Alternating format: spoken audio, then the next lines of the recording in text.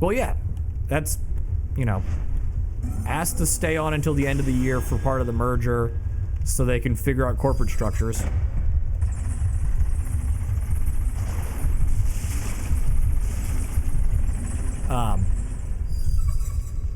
You see on that cheat sheet you have, sometimes it's monster type plus monster type equals fusion, and sometimes it is specific monster plus monster type equals fusion. And if you want to get really confusing, scroll all the way to the bottom and find Vermilion Sparrow, in which case it is Flaming Swordsman plus Beast is Vermilion Sparrow. And the way you get Flaming Swordsman is through another fusion. So if you're just using everything in your hand and you accidentally do Warrior plus Fire plus Beast, you go from Flaming Swordsman, which is a decent card, to Vermilion Sparrow, which is not. I didn't light this bonfire, correct?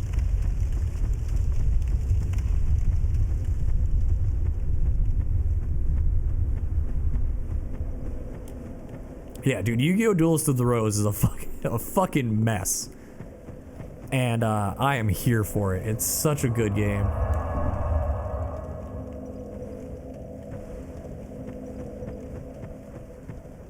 I think it's the same fusion system that is used in Forbidden Memories 5 card, where you just kind of like throw your entire hand into nonsense and hope something happens.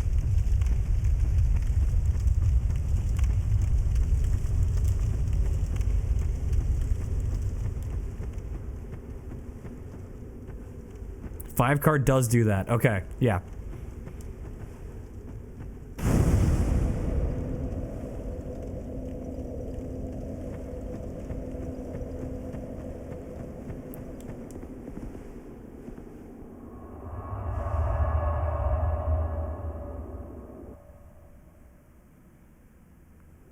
Oh, and I haven't even talked about the best part of Yu-Gi-Oh! Duelist of the Rose. So you have your deck leader, which is a monster that has special attributes. And the way a monster is promoted to deck leader outside of your starting one is you win a lot of fights with them. It's very common to get the ability to use a fusion monster as a deck leader, but because you physically do not have that card, it can't be a deck leader.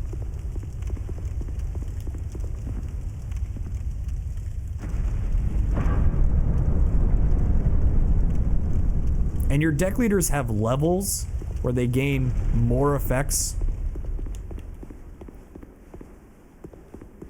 So it's really just, you need 2 copies of a card and you need to spam those cards effectively.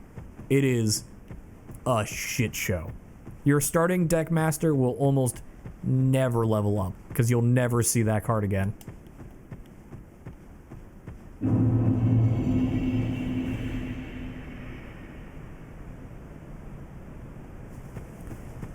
Yeah, I mean, Xbox is really good at backwards compatible this generation and last generation.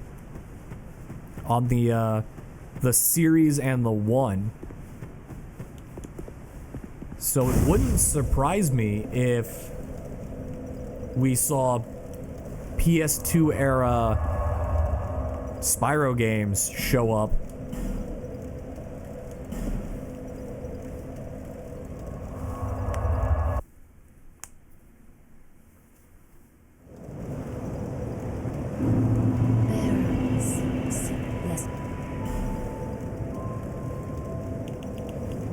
Okay, we're at 30. Let's start raising our int.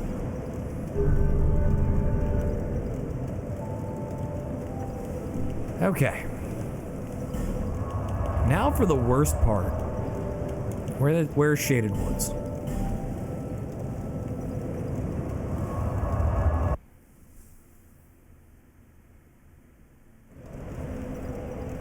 Dawn of the Dragon is Legend of Spyro series.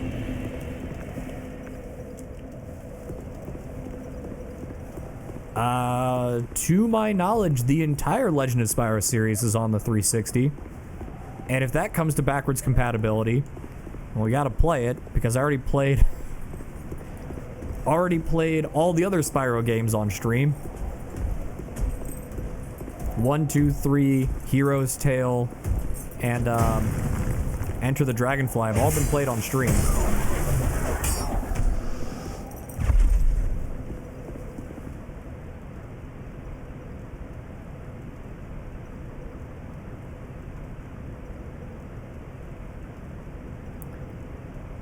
I give it a 5 for the execution. I give it a 0 for the landing.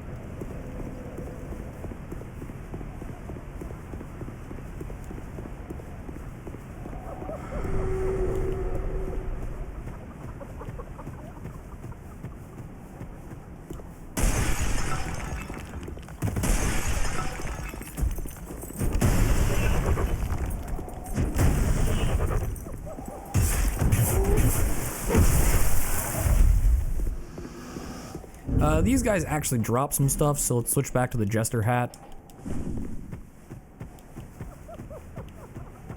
I'm gonna break this jar, and then... Oh, hey! Hey guy who I've forgotten about. I don't need the staff for cast light anymore, so get rid of that. We're gonna rest at the bonfire and see if the curse jars respawn. Because if we can get rid of all the curse jars, that will make farming this area so much easier.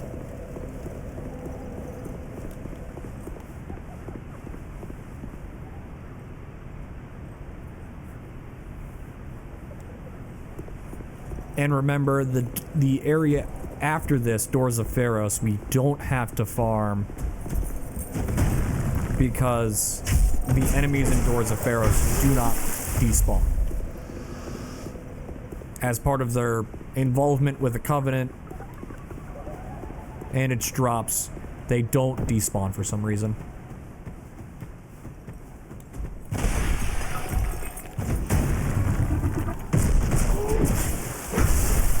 I say for some reason because the Covenant of Champions exists to remove the despawning mechanic, and also it makes the game slightly harder as a result. It adds in some static phantom encounters. So I'm unsure why Doors of Pharos and Grave of Saints are not part of the despawn mechanic, but they aren't, so they won't be farmed in this playthrough. Unless I decide to go and get all the magics, in which case I will have to farm them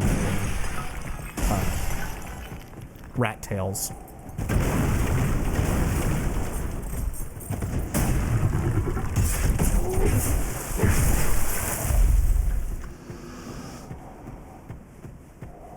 Rat tails, not as fun as dragon tails.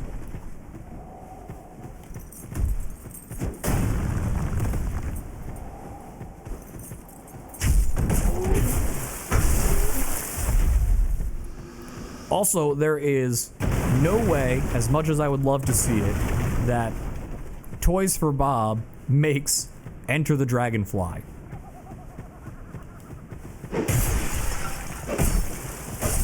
Not gonna happen.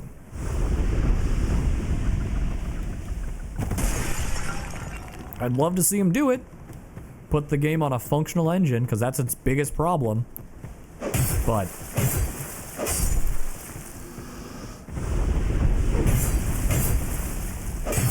there is so much ill will towards that game, just due to, I think at that point it was Activision butchering it, that there's no way it's getting redone.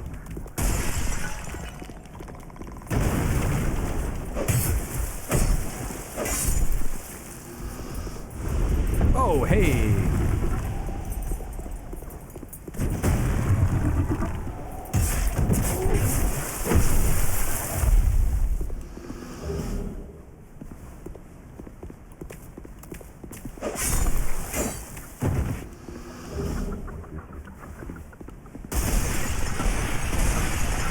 Where's my ability to dodge like that when I'm playing Gungeon?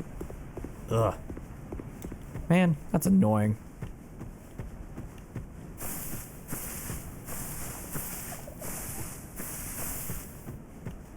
Oh yeah, my offline games recently have been Enter the Gungeon, The Binding of Isaac, and Just Cause 4. Playing Isaac and Gungeon at the same time leads to some weird muscle memory issues.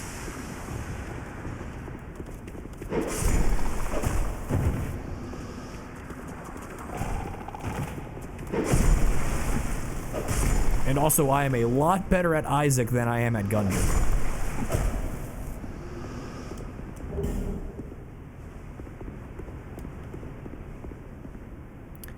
I did see that they are adding online multiplayer to Isaac.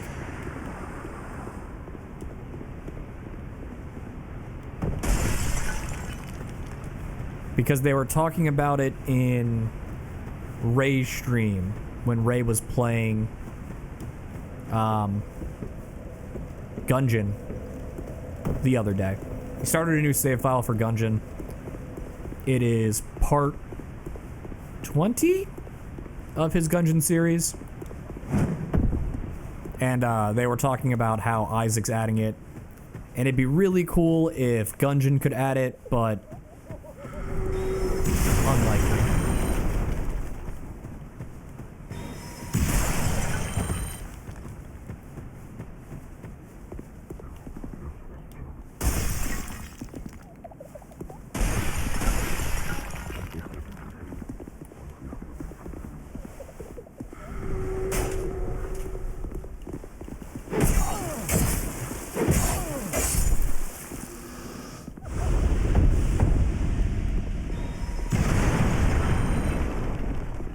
Man, everyone thought they were done with Isaac after, what are we at, Repentance, I think is the current one. But no, they're still going. They're still, still going. This online multiplayer update is the first thing in ages.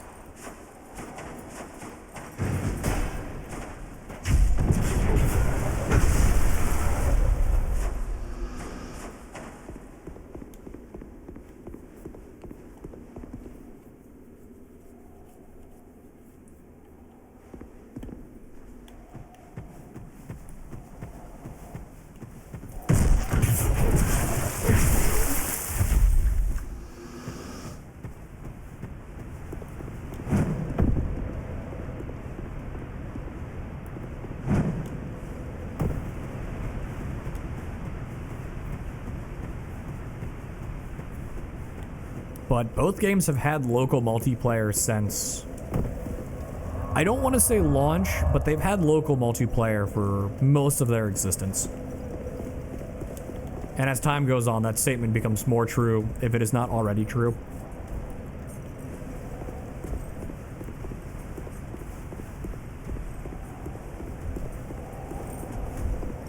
It's just unfortunate that the local multiplayer for Gungeon is the second player is always the cultist, who is just specifically built for multiplayer, which is kind of lame. And then the big thing in Gungeon is beating the pass with every character once. Versus Isaac, where you have to beat every boss on hard mode, but you can also just start by beating every boss on normal mode to learn about them. You still get unlocks and progress through normal mode.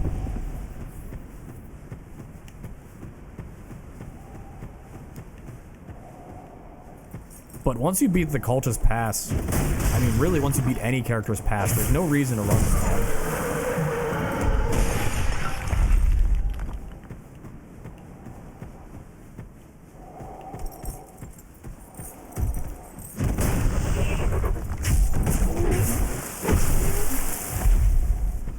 With Gungeon, your goal is to beat every character's past, the Lich, which I think you only need to beat the Lich once.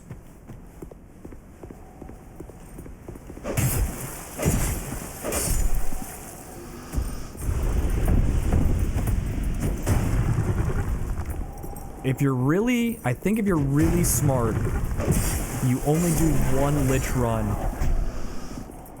and that is with Paradox, because you have to beat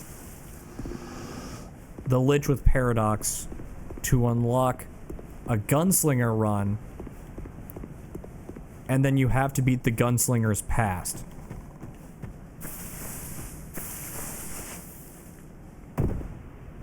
But I don't think you need to beat the Lich for the unlock requirement for Paradox to show up.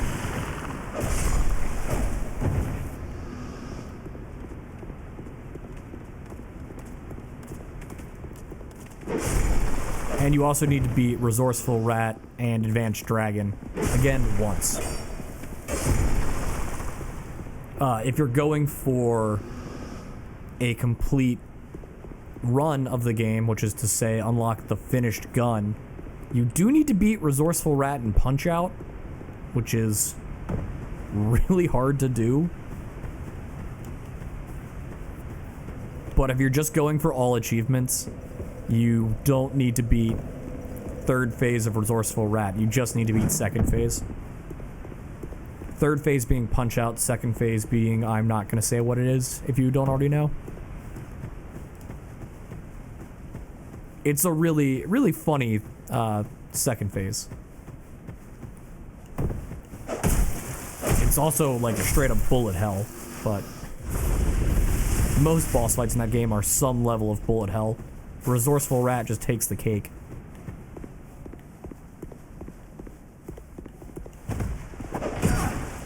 Who are you attacking, sir?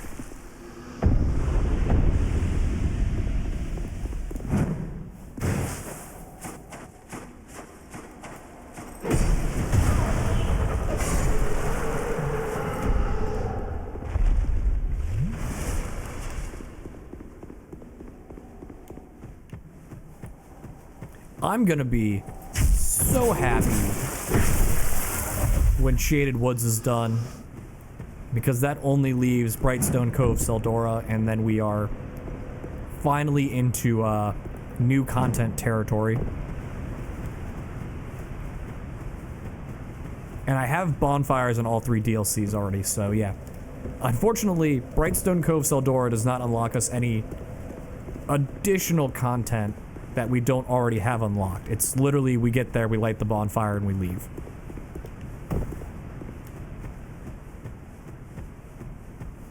Same as with, I forgot to go to the bonfire and reset.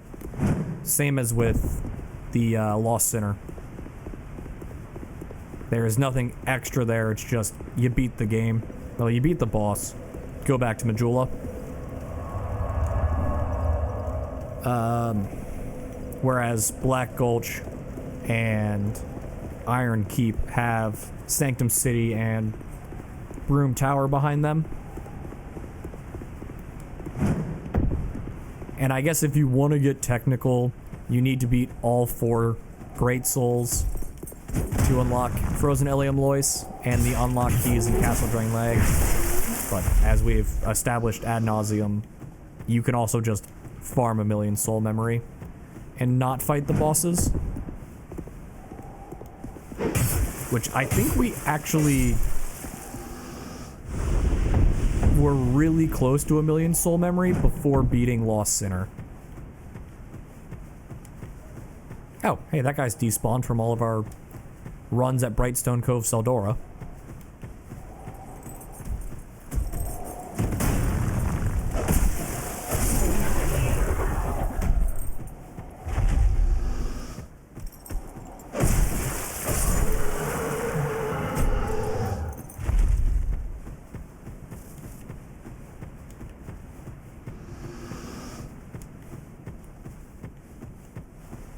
But just circle back around to where this train of thought started. Yeah, no, Bobby, if you ever want to do multiplayer Isaac, I would be down. I don't know if it's your cup of tea or not.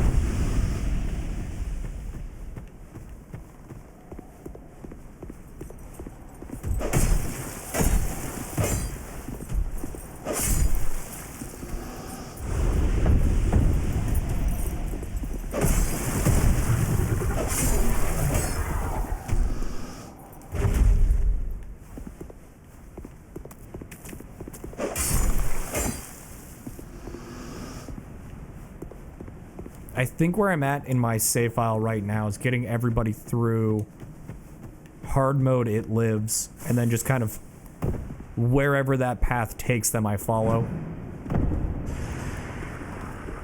So I've got the Lamb killed on some characters, I've got Boss Rush killed on some characters. I beat Delirium, but I beat Delirium on a victory lap, so it doesn't count.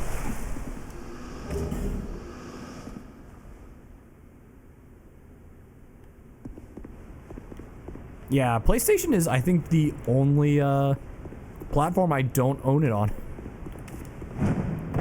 I've got Repentance on Steam, and I've got it on Xbox.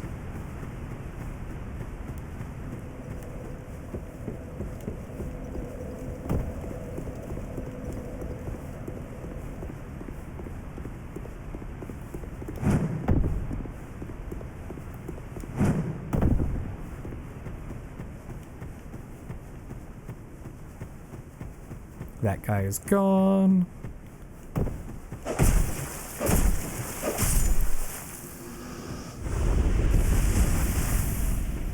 I'm also doing a lot of mental checklists to keep track of where all the enemy spawns are. Because this area has everyone on different cycles.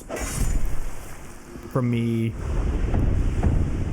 dying once to the boss, and then making multiple trips into Brightstone Cove, Seldora.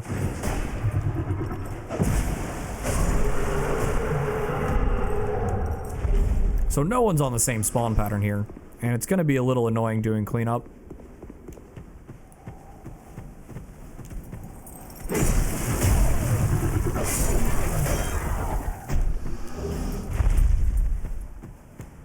But the good news is, once we finish cleaning up, we are going to run right past Gavlin so we can sell all of our garbage out of our inventory.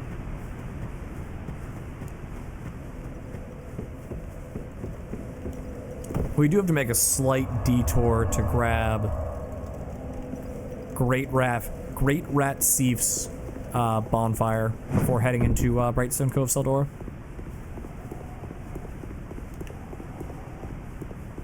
You're still spawned. I'm going to despawn you, because you're just wasting my time.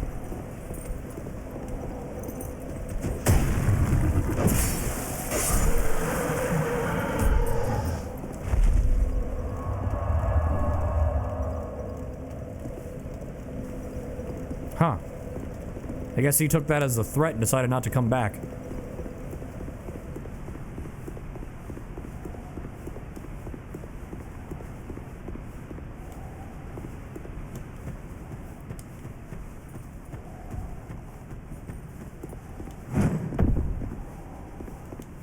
I've also never played co-op Isaac. I know in earlier versions of the game, there were unlocks tied to beating Isaac in co-op. I think there is unlock tied to it now, not unlocks plural.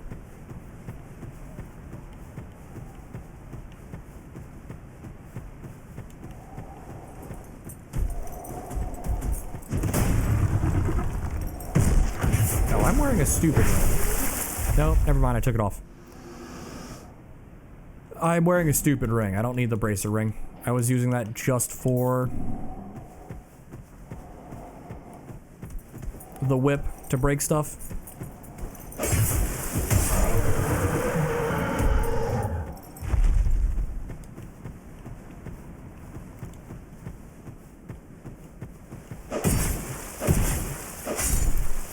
Oh, you die in 4 hits. You die in 3 hits, my bad.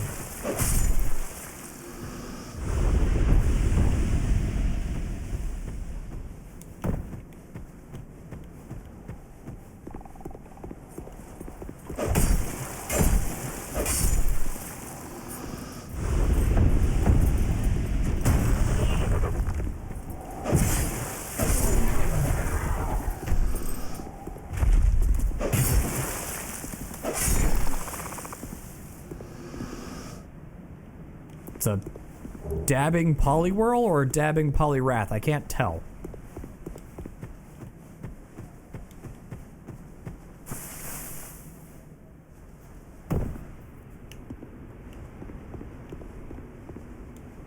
Poly World, okay.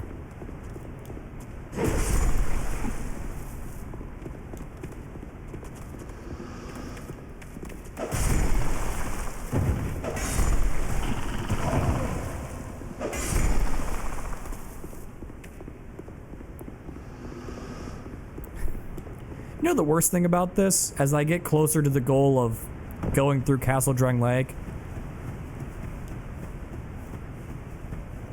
there's 2 pursuers waiting in Castle Drang Lake for me, and I don't want to hang out with them.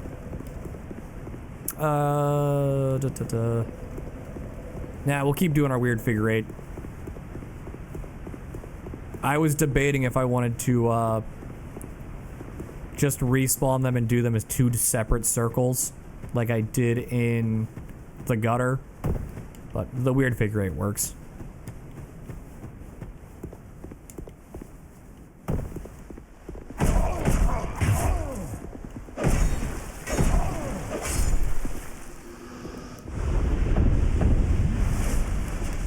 You know, you got a barrel, you got a whooper, and you got a Paris? Pausers. No, it's LeChonk. I had to zoom in on him.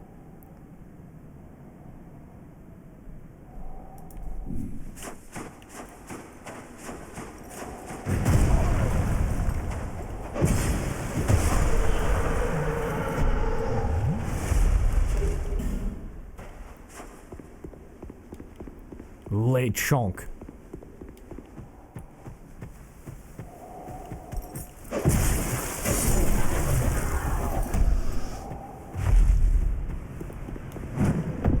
I was about to say Game Freak really dug deep on that one, but I was on TA last night, and there's a petition that Mojang cancels the mob vote each year. So every year before Minecraft Live, Mojang has the community vote on what they want the next mob added to the game to be. And they want, the community wants it canceled because certain content creators are intentionally sabotaging the vote, encouraging their followers to mass vote the one in last place. And also it's, you know, 3 mobs, and the 2 that loses the vote are then promptly added to the game by modders anyway. So why can't Mojang just add all 3?